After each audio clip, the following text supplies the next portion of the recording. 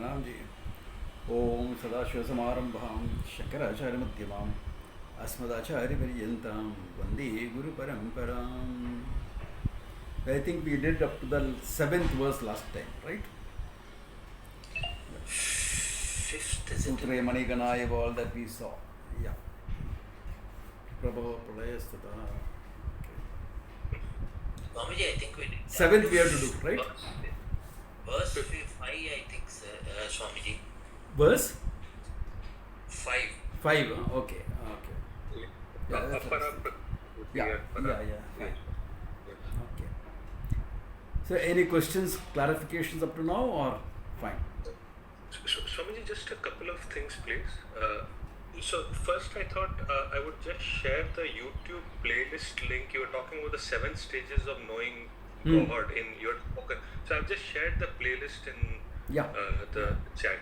This is of the UK festival, or yes, okay. Yes, Swamiji, yes. Briefly done, very briefly done, but yeah, because I did it in about 3 lectures or something.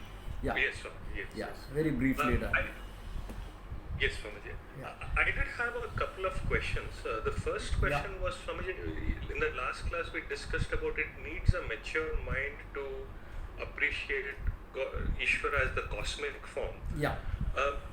For some scientists, would that be a relatively easy thing to grasp? For a scientist, in some ways it'll be easier, provided they have the emotional maturity and the objectivity to understand that there are things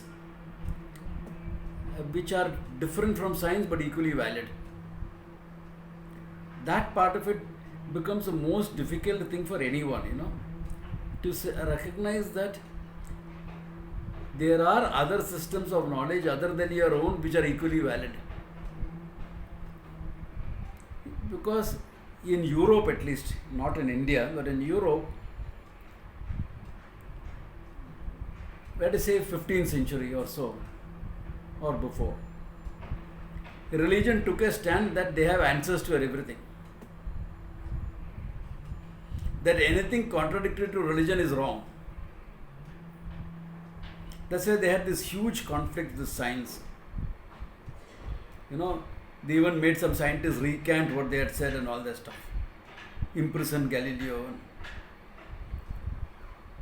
But now, unfortunately, science is doing the same thing. That anything other than science is wrong. It's come like full circle. So that is the problem. A scientist can definitely accept God in their lives. Understanding also. But this one thing is there, they can't be conditioned by their own knowledge. And they believe that science has got the answer for everything. That there are other disciplines of knowledge which are equally valid. That all disciplines of knowledge need not be scientific or fit the scientific paradigm. When you say scientific, what do you mean? They have a certain paradigm just to fit into that. But there are branches of knowledge that don't fit into that. Then what? Yeah. See, if they can accept that, a scientist can make a great Vedantin actually. Sure, thank you. I did have one more, Swamiji. So sure. in the first couple of verses that come that, out of a lot of people, very few come to Vedanta. Yeah. Now, for, I guess, most of the folks here who are approaching Vedanta more from a Karma Yoga view of life, it is a longish journey. I mean, it takes some time because you're balancing out life along with the Vedanta teaching. Now, my question is that, the life aspect of it is going to throw up surprises, like whether it is stability of job or relationship. My question there, Swamiji, is, so in such circumstances, if one were to incorporate a prayer of saying that let my Vyavahara be relatively smooth so I can pursue this knowledge. Yeah.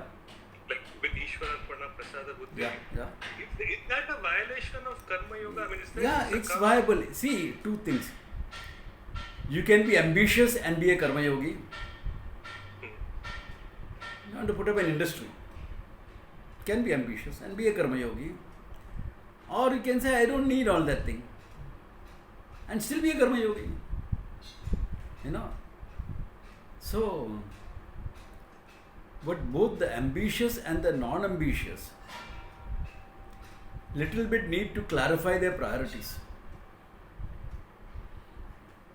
Because an ambitious person may be sacrificing other priorities which will create a problem later on.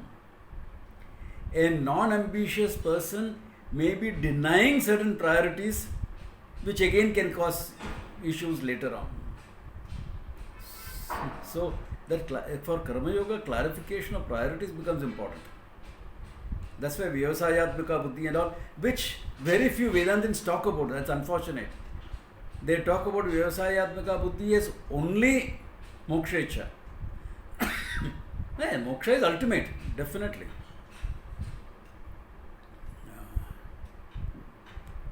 So both have to be taken into account. If that is done, there's no problem. You decide how much you want out of life. Come on. Yeah.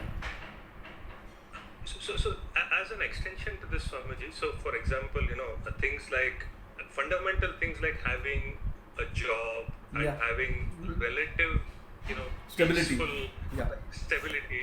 So if one incorporates that in prayer to Ishvara, but says, look, whatever result you give, I'll have a glad You can pray for anything you want. Okay. You can pray for $1 billion. That's not a problem. As long as you are willing to accept what comes. Yeah. Okay. Prasada buddhi is there, not a problem. It's part of your working, your karma. Prayer is part of that. That is not a problem. Yeah. Nothing wrong in praying for what you want. That's perfectly fine. It is not that if you are a karma yogi, you can't pray for what you want. You can work for what you want, and prayer is part of that work. So pray for what you want. There's nothing wrong. It is not that if you have a karma yogi, you have to stop doing special prayers for what you want, etc. That's not true. Karma yoga came up because your desires are there. If there is no other desires, no other priorities, then what is the need for karma yoga? There is no need only. Yeah.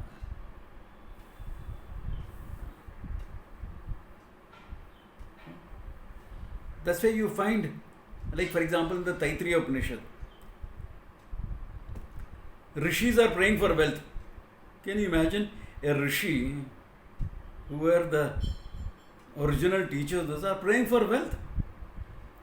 And he says that also, I want this wealth because I want to do this good thing in the society. Therefore, dharmartha, for the sake of establishing dharma, I need that wealth to do it. So, give me that wealth. Nothing wrong. Purpose is very clear, priority is very clear. Even if you want a desire fulfillment or just enjoyment, that's also not wrong. Because you need to fulfill that desire to move on in life. You need that desire to move on in life. Yeah, RP. You have a question? But that means, Swamiji, you will never be out of your Papa Punya cycle. Correct. Karma Yoga will not deliver you out of Papa Punya. Karma Yoga will mature out your mind so that this knowledge can take place well in you. That's all. Papa Punya will never go out of because of Karma Yoga alone, meaning that part of it. But Karma Yoga includes pursuit of knowledge. That is what will free you. The knowledge will free you.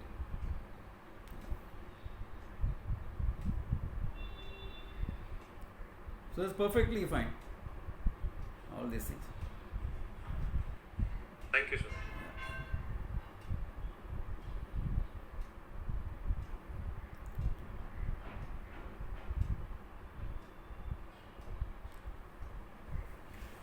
Let's start. Okay, let's go ahead then. So the fifth verse we saw last time, saying para and apara prakriti, the absolute prakriti and the prakriti which is manifest and keep changing, which is apara. Okay, all that we saw. Then talking about Ishvara is continuing the idea. Ishvara is not complete. Okay, here he is saying, Etad yonini bhutani sarvani iti upadaraya aham krishnasya jagataha prabhava pralayastata. Krishna talking from the standpoint of Ishvara always. Whenever Krishna talks in the Gita, either stand from the standpoint of Ishvara or from the reality. Okay? Very rarely as he talks from the standpoint of a person. Okay? Except when he tells Arjuna, you are dear to me, etc. Things like that. I am your buddy. Except that, he always talks from the standpoint of Ishvara. That's why it doesn't matter to me whether you can accept Krishna as Ishvara or not. Understand the standpoint from which he comes from. Okay? Alright. Therefore he says, Etad yonini bhutani. Etad aham. Sarvajnaha sarvashaktiman.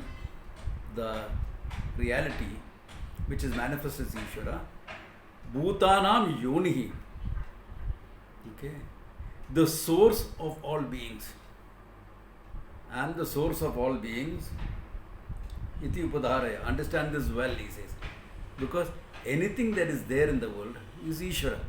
Anything that is there in the world comes from existence consciousness alone. It cannot come from anything else. The other day I was listening to a scientist on YouTube or something. Sometimes I surf, or someone sends me a link. That link leads me to something else.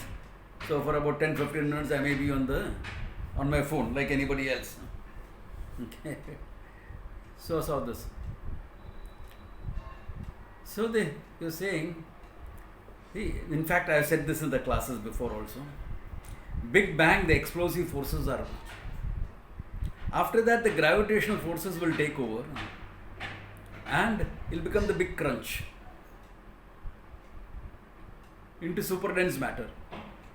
Then if it is super dense matter, it will explode again to be a Big Bang.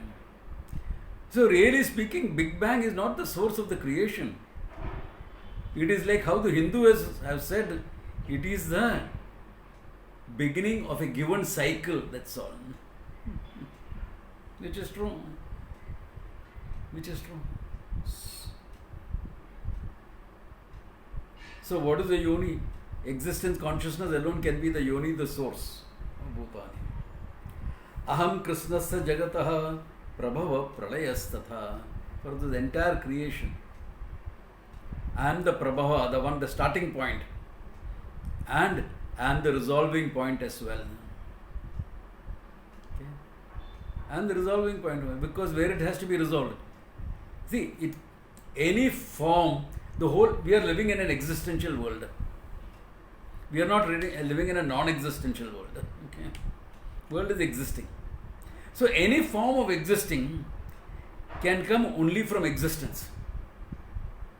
And any form, when the form is resolved, has to go back into existence.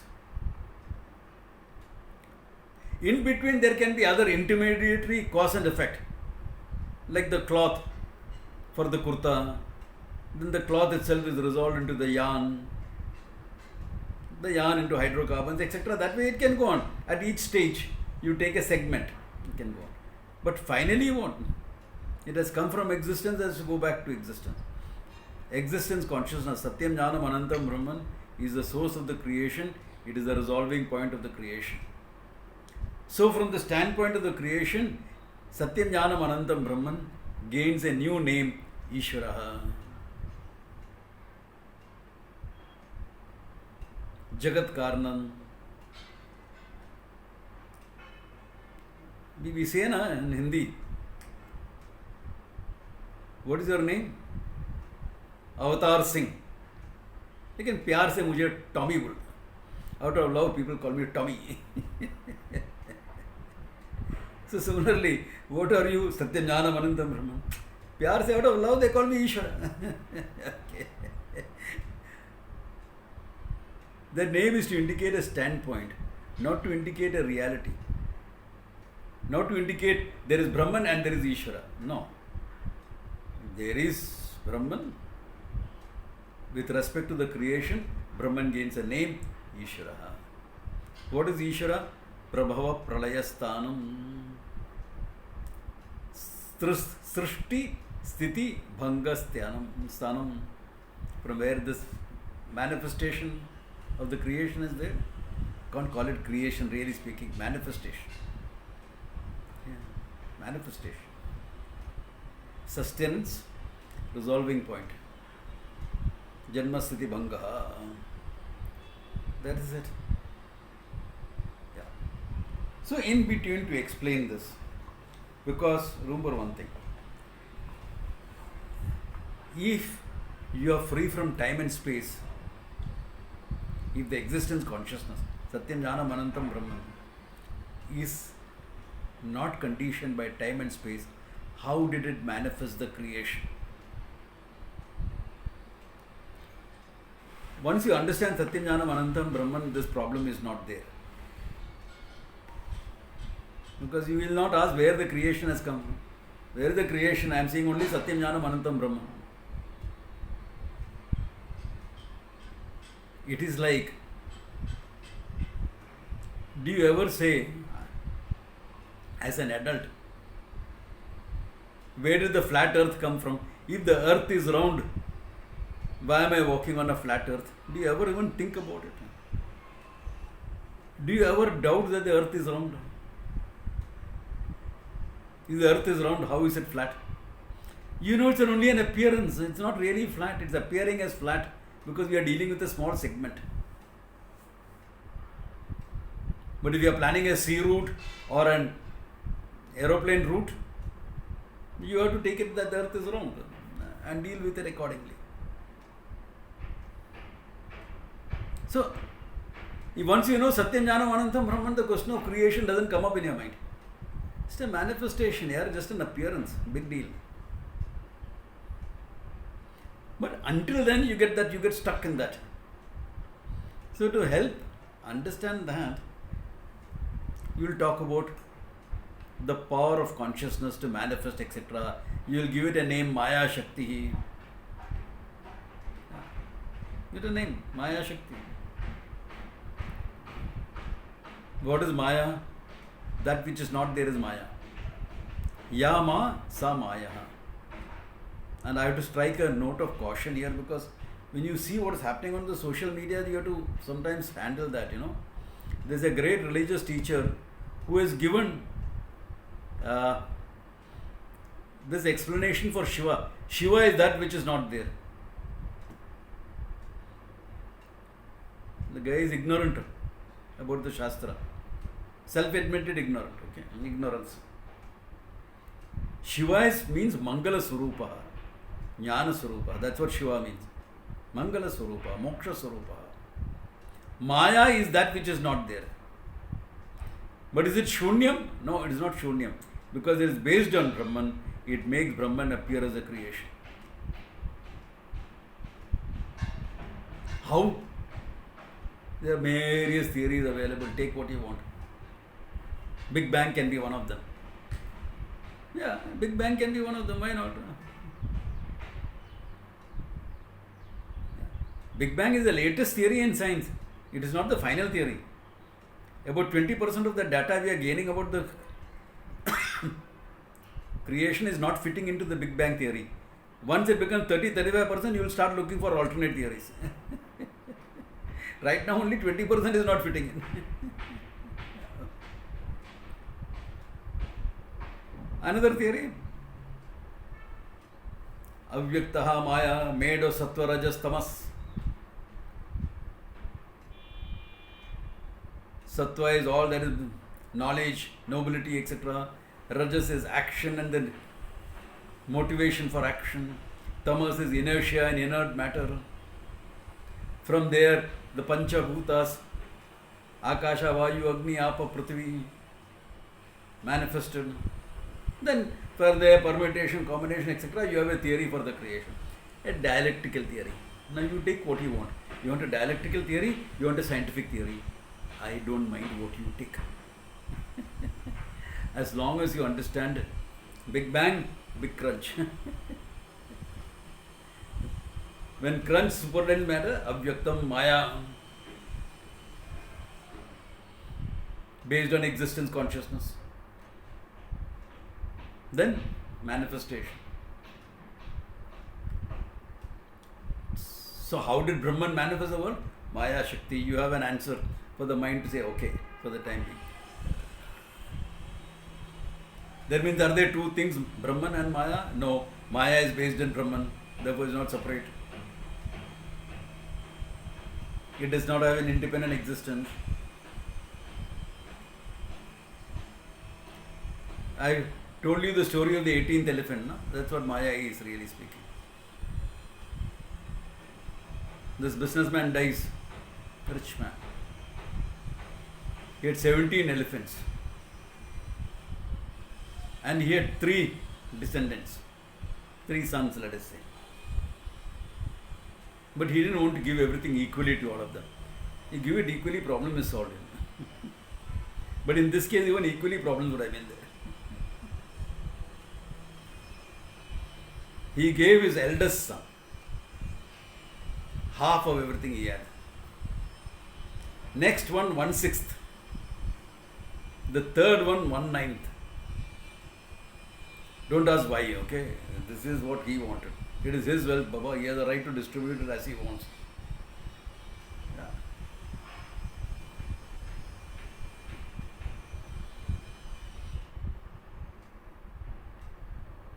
Like my parents were not rich, but they had something, a flat, a little bit money in the bank, this, that, some investment. So when my dad is making a will, he said, how do you want it to be distributed? I said, give it all to my sister. My sister said, I have enough, you give it to my brother, he has got nothing. In such cases, there are no problems. But in this case, there was a problem. Everything was divided. I mean, the brothers they cared for each other. So everything divided half, 1/6, 1/9. Then it came to the elephants. How are you going to divide 17 elephants into half?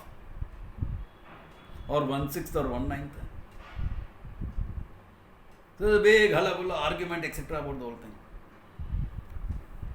At that time, the king of the place was passing by. He said, what's our argument about? This is it. Old man is creating problems for us from beyond the grave also. Living, he was a control freak. Now also he is a control freak.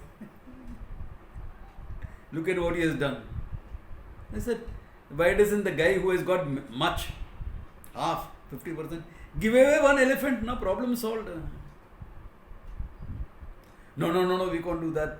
We have to obey our father's words. Now it became obeying father's words. Okay, exact, it has to be divided. So the king said, okay, take my elephant also. The royal tusker that is there, that I am riding, let it also be in the queue. Last one. What is half of 18? Now there are 18 elephants. 17 plus 1, 18. 9. What is 1/6? 3. Take. Sorry, 1/3. What is it? 6. Take. What is 1/9? 2. Take. 17 elephants taken care of. And what about that? That elephant is mine. I am riding away with it. Same way. The teachers talk about Maya only to dismiss it at the end. Yeah. Maya, creation, etc. Then you understand Satyam Jnanam Anantam Brahma. Now what happened to Maya?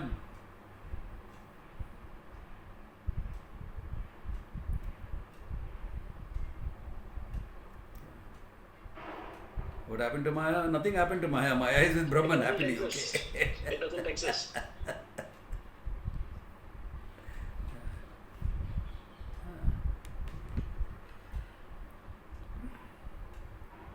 So, that is it. So, manifestation, resolving point, one Brahman alone, one Ishvara alone, one consciousness alone. Okay, Brahma Pravayastata. Then, continuing, it says, Swamiji, yeah. what is the meaning of Kritsnam? Of? Kritsnam.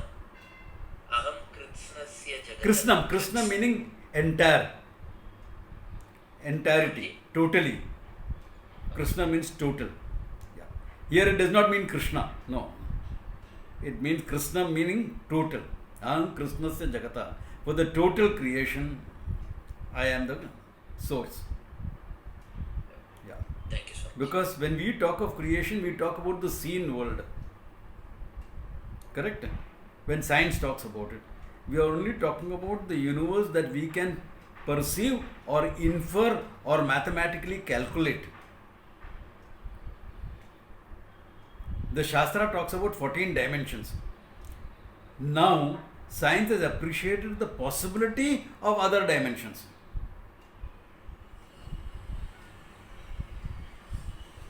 But they also know they can never describe all the other dimensions completely. So Krishna says Jagataha, for the entire 14 dimensions, I am the source, I am the... Okay. Then he says, Mattaf parataram nastyat kinchidasti dhananjaya mai sarvamidam proktam sutre manigana iva. Mattaha, from me, other than me. Parataram, something higher. Nanyad asti, there is nothing higher than me. You cannot postulate something higher. Why? Higher and lower are relative terms, either with respect to time or space or both. The one that is unconditioned by time and space cannot be brought into a comparison, into a comparative state.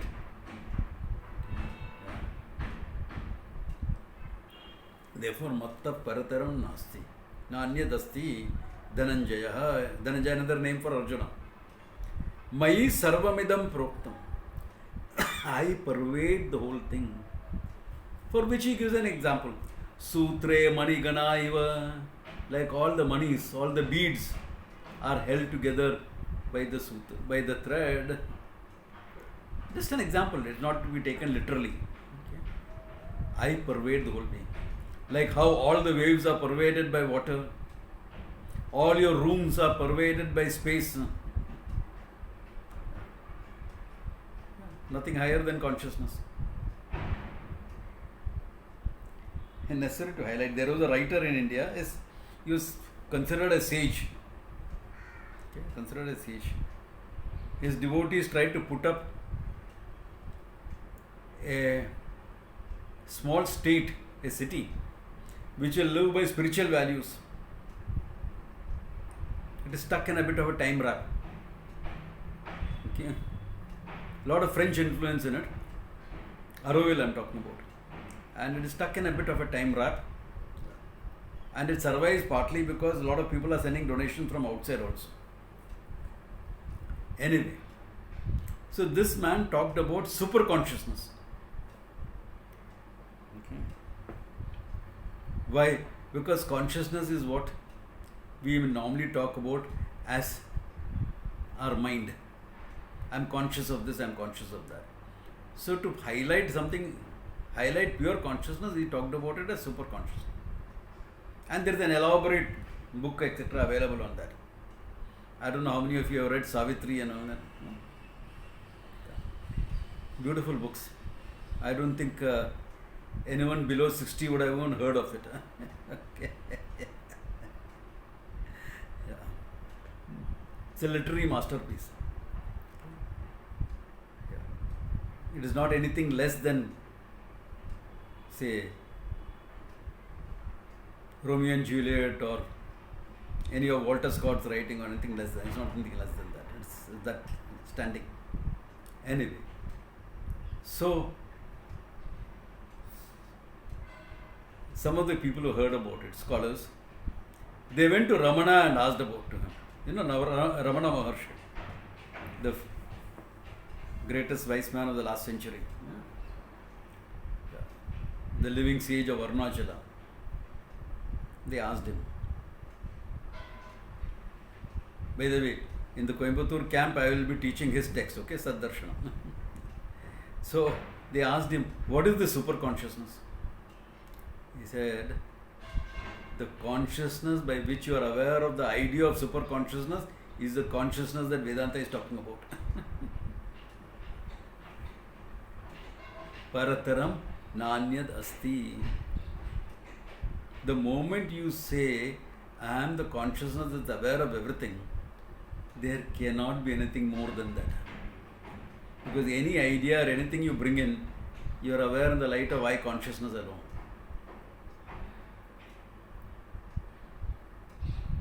And it's a tragedy that people put it as beyond somewhere.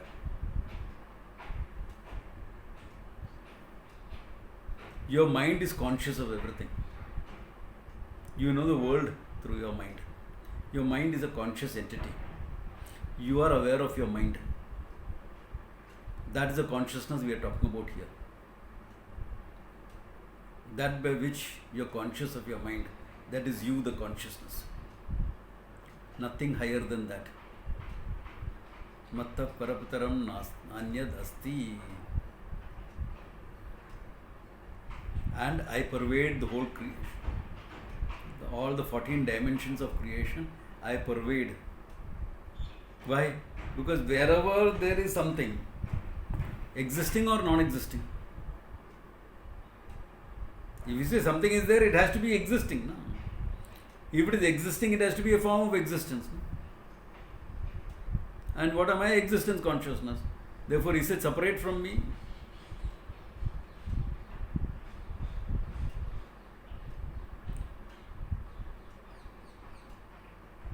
Can you say the Atlantic wave is different from the Pacific wave, is different from the Indian Ocean wave? It's all one water. There's only one water. Can you say the space in a pot in India is different from the space in a pot in USA or in Australia? Space is space. There is nothing separate from it. Similarly, one consciousness, there is nothing separate from it. Nothing higher, nothing lower, there is only one consciousness. It manifests in 100 different ways.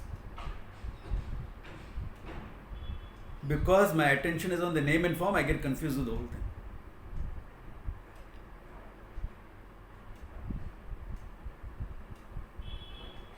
I don't know whether these sweets are still there. When we were young, a long time ago, we were kids, school kids, 4th standard, 5th standard. For Diwali, you would get this different type of sweets, all made of sugar and in different shapes.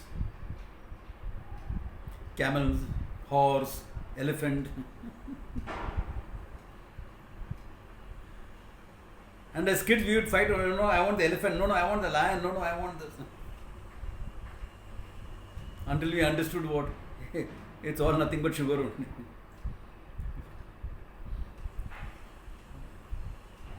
It's the same way. What are you talking about? All that is there is only one consciousness.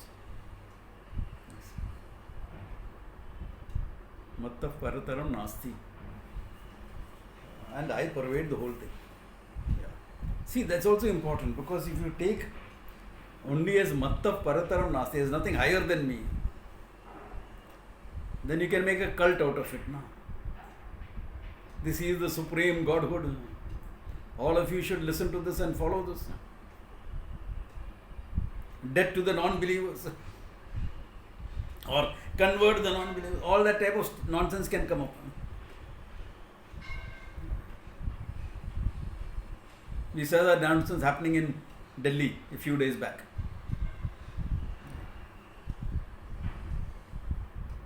The intelligence agencies prevented 8 blasts with thousands of kilograms of explosives. Thousands of kilograms. The last 30 kilograms, they were 10 minutes late in getting. 10 minutes they would have managed to stop that blast as well. 10 minutes. But all this comes from all this superiority complex. We are not talking about any superiority. This is Ishvara. You can invoke him in any form you want. We are fine with that. You are fine with that. Invoke him as you want. What does it matter? What does it matter? Really? If this is Ishvara and you understand that, But for your personal relationship, you are invoking him in a particular manner. There is a problem. That's how you are looking at it. It's your portal. It's your portal. What's the difference?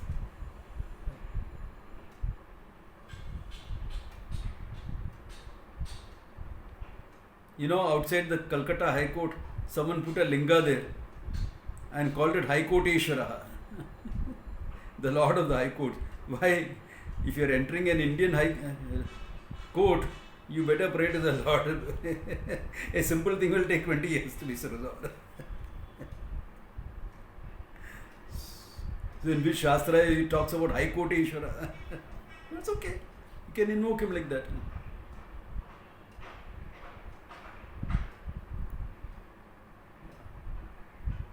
When the Upanishad was written, there was nothing like a visa. I'm sure there must have been something. Some documentation would have been there. He is a citizen of this thing, etc. Something like that may have been there. You don't know. But there are prayers to get a visa.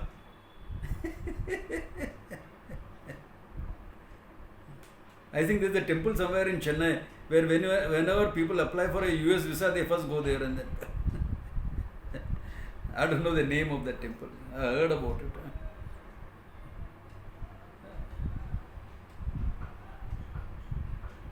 I have an issue. I'm invoking the Lord in a manner I need. Okay? Use it like that.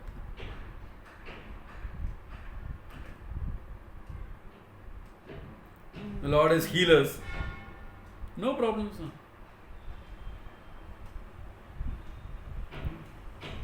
The Lord is invoked as healing in many European traditions also. We also have it. Ashwini Kumaras. Healers. Yeah. Dhanvantri. Lord Vishnu manifests as the healer. What is the problem? No problems. Yeah. Absolutely no issue. Invoke in any form. But understand what the Lord is. Invoking is personal. Your relationship. This is understanding. With this understanding, invoke in any form. Until you can directly relate to the Absolute as yourself.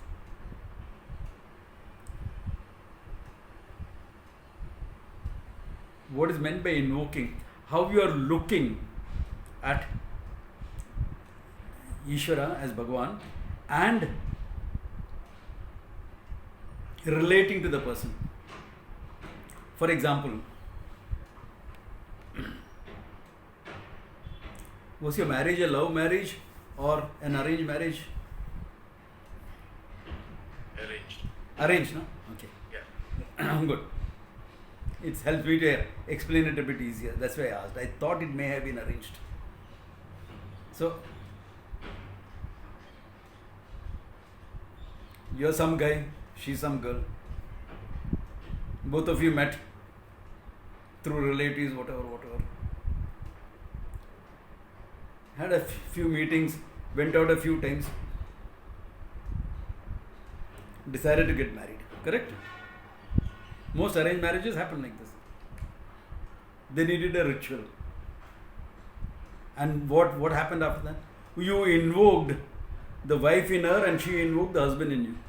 Now you understand what invocation is. My disconnect comes from the fact that, there it's a person to person which, Whatever it is, finally you are invoking in your mind. No? You are looking at this girl different from all other girls as your wife. You are not looking at everyone as your wife. Thank God.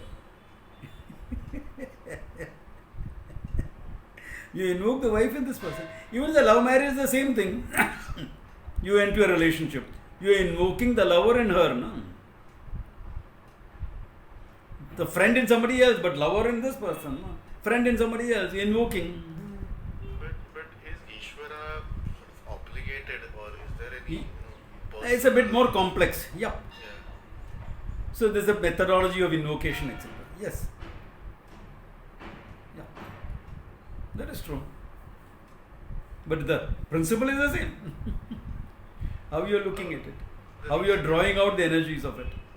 The reason I'm stuck on this idea is, at one level we say that, Ishvara or the existence consciousness is formless, and it doesn't have a form, and at one level we talk of it in a personified way as your this problem is coming up because you are categorizing. Ishvara is like this, not like this. Supposing I were to turn around and ask you, sometimes you are talking space as all pervading, and sometimes you are talking about a flat of 800 square feet. What is this? Very confusing. Is it confusing? No, no. Space is not confusing, no. Yeah, kya, you're talking about limitless space and now you're saying 800 square feet flat. What is this? It's not confusing. This is how it is. All forms are his forms. He is beyond all forms and all forms are his forms. He is manifest in 100 million ways. Not really difficult. Think of the ocean. Does water have a form? It can have all forms. Itself has got hardly any form. I mean, I would also turn around and say, including the forms which are not pleasant. I mean, the Holocaust or And not form. What is that? Including the forms which are not pleasant. Correct. Isn't nature like that? Not pleasant for you because you have an idea that this is what is pleasant. So there are some things which universally human beings will say is not good. That comes as dharma and adharma. So human beings are given the freedom to be adharmic. Like the Holocaust, for example. You had somebody who abused his freedom to that extent.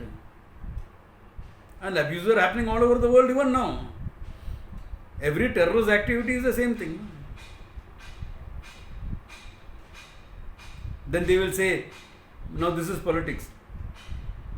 The terrorist of one country is a freedom fighter of others. No. Freedom fighters will try to ensure that innocents are not targeted. There may be some collateral damage, but the innocents are not targeted. A terrorist will target the innocents. Big difference between the two.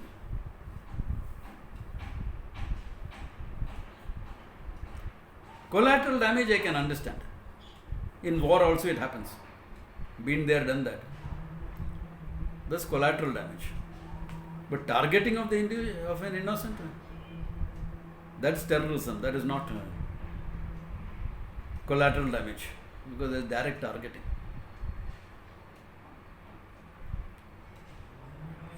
Targeting a country, a society, a community because of different belief systems, that's terrorism.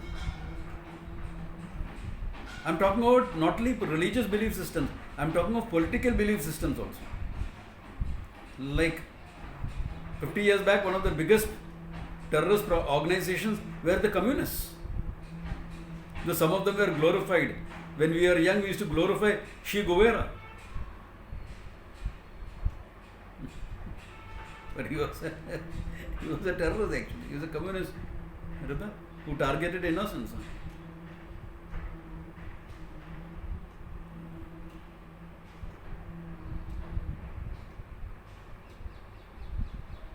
But he had some belief systems also, so people sort of tried to glorify him because of that. When we were young teenagers, etc., we used to wear Che Guevara t-shirts and everything. I never got onto it because I could never deify a human being like that.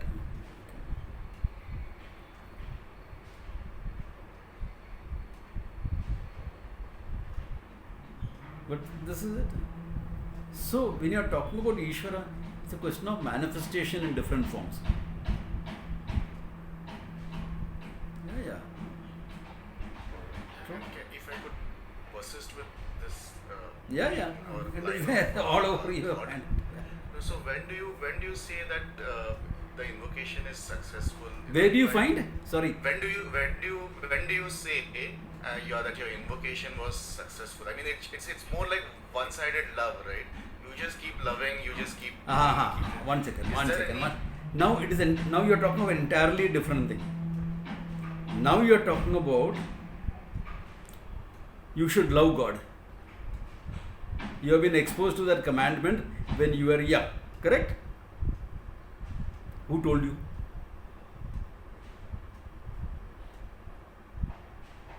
Who told you?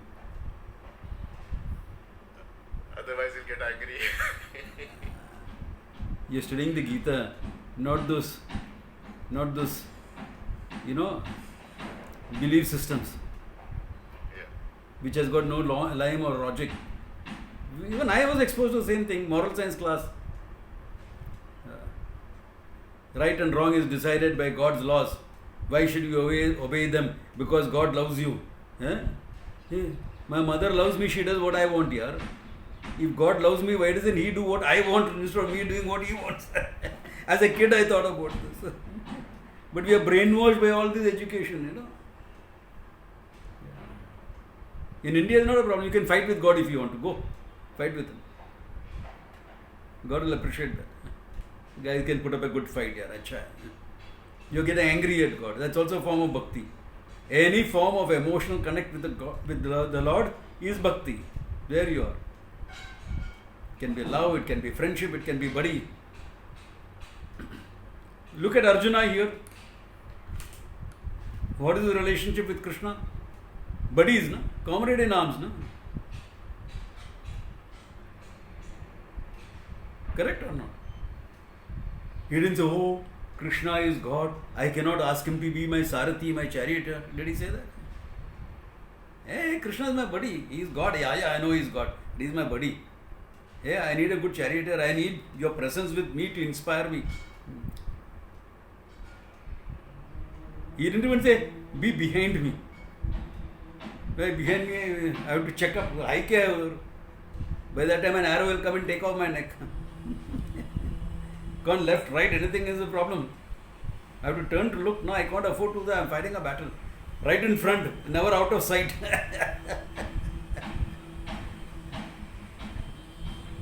Are you getting the idea? You relate to God. For Radha, what was Krishna? Lover. Don't talk divine love. ऐसा मत बोलो मेरे को.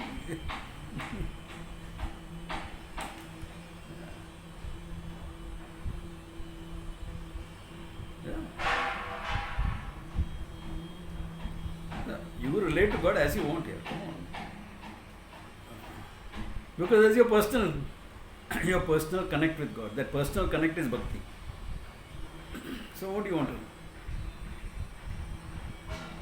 And dharma, right, what you call as right and wrong, laws. Dharma is nothing but a manifestation of Ishvara, and that is why dharma is universally recognized. Whatever is universal is dharma.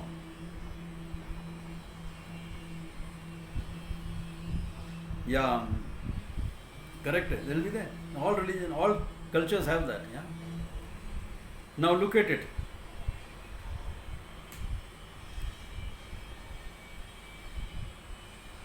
In this manifestation or this, you can relate to Ishvara as you want. It doesn't matter.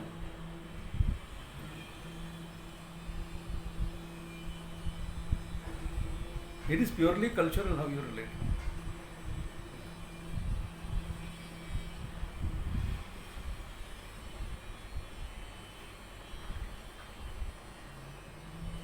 Then, when it comes to the question of right and wrong in dharma, okay, manifestation of the universal is dharma.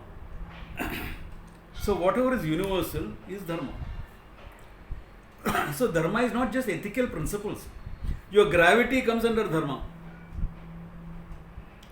Because what is the broadest, one of the broadest definitions of dharma? Dharayati iti dharma. That which sustains the creation is dharma. What sustains anything is the universal principles. Gravity, for example, is universal. You're in physics, strong force, weak force, electrical force, all of them. Universal, dharma. Universal it is not culturally dependent. It is not region-wise dependent. It is not subject to countries' laws, religious laws. cultural laws. It is universal. Honesty is universal.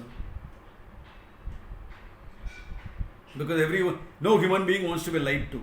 Even the character who is telling lies will not want to be lied to.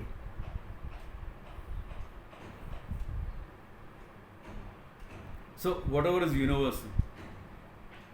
Universal is manifestation of Ishvara.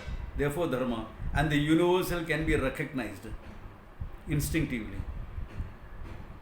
My favorite example, the monkey's baby. You know, the monkey's baby born has an understanding of gravity. It may not have the understanding of Newton's laws of gravity or the Nyaya Vaisheshika's refined understanding of gravity. It may not have. But it knows one thing very sure. If I don't hold on to my mama, I will be on the ground, not on the tree. It knows that very well. The monkey mother will keep jumping from branch to branch. Child better hold on. Child understands that very well. It is universal. Do you think you have to educate a child about honesty? Child is embarrassingly, brutally honest. You have to teach it the social niceties of white lies.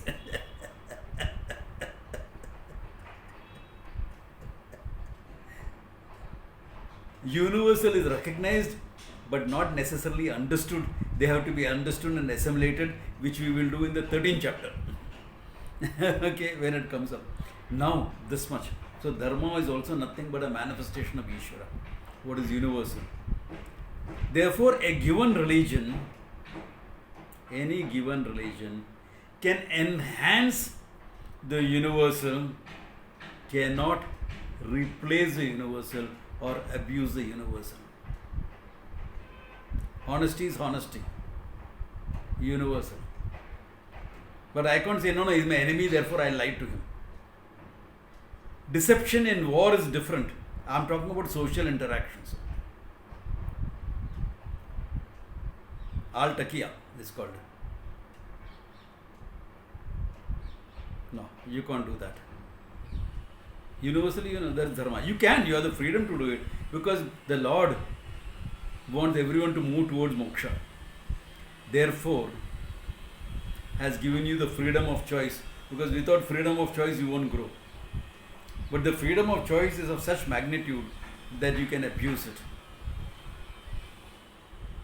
And it takes some wisdom not to abuse that freedom of choice. So, as a human being, the minimum wisdom you require is the wisdom of Dharma, universal principles, etc. A minimum universal ethics, if nothing else. That basic wisdom human beings need just to live. Why? I pervade everything, remember? Therefore, everything is treated as the same respect, because I pervade everything.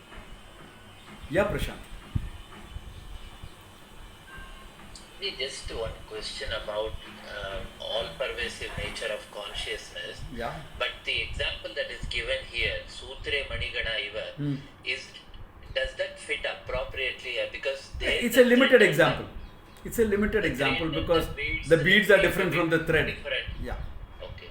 Well, see, if an upamana, an example, were to perfectly represent the reality, then upamana will become the pramana for knowing the truth, not the Gita. No, So you'll never get a perfect water example. Water and wave or gold and ornament. So that is to show non-difference. Here he is trying to show only the pervasiveness, that's all. That I pervade with, only that much. Therefore, this is a very popular example used. It's only meant for that much, not more than that. Thank you so much. Yeah. That's why, as I was explaining, I shifted to wave and water and everything. It's true. Swamiji, is it also because to show that sutra is not exposed in a well-made Manigada? Yeah. So is that But then you have japa malas made of thread, Japamalas and even then the beads are out of thread. That's also there. Japamalas. Yeah. Where the whole, by knotting they create the separate Yes. beads. Yeah. Correct.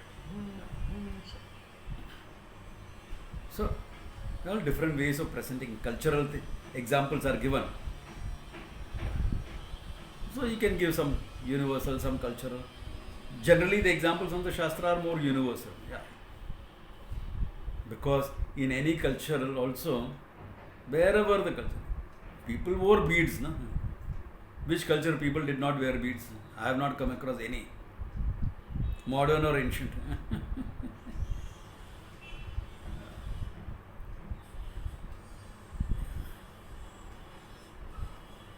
So that's the thing.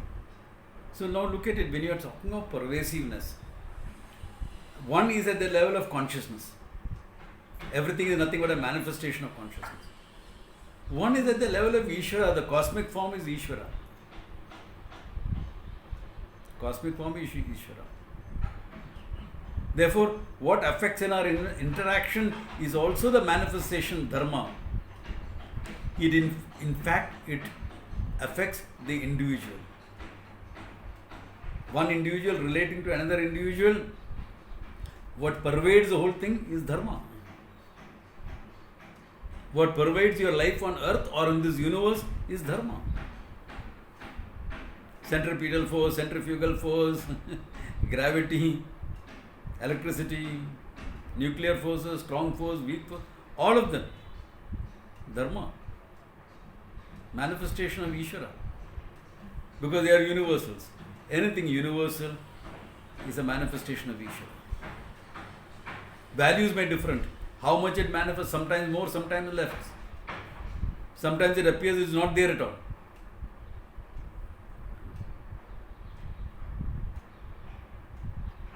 But it is there.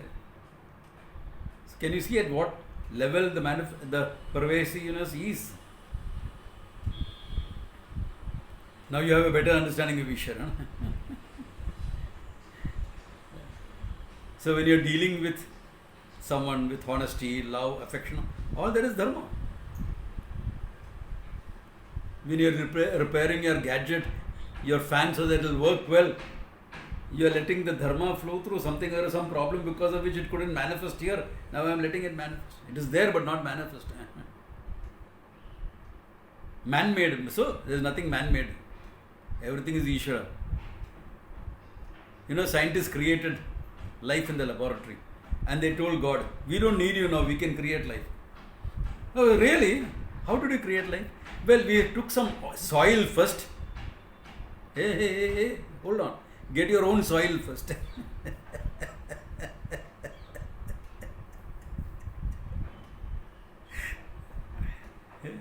Everything is given. If you can create life in a laboratory, that only proves what we have been talking about. Why? We say consciousness is everywhere, manifest in a human mind, etc. So you created a cell in which the consciousness could be manifest. You created the equipment. Great. You didn't create life.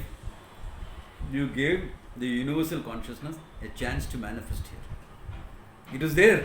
It was not manifest. Like when you create a pot, you give the chance for space to manifest. Okay. Look at how silly it sounds. Space is already there.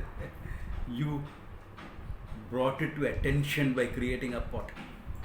You made it function. You know, same way here. You create life in a lab is what? Nothing. Big deal. It was there before you created that. So the all-pervading consciousness manifested there. So you are playing around with Maya Shakti. That's possible because you are also product of Maya. Your mind, body, etc. is product of Maya. So some of that Maya Shakti is there in your mind. As Sattva, Rajas, Tamas, it is there. So you can manifest it. Good. That's also given.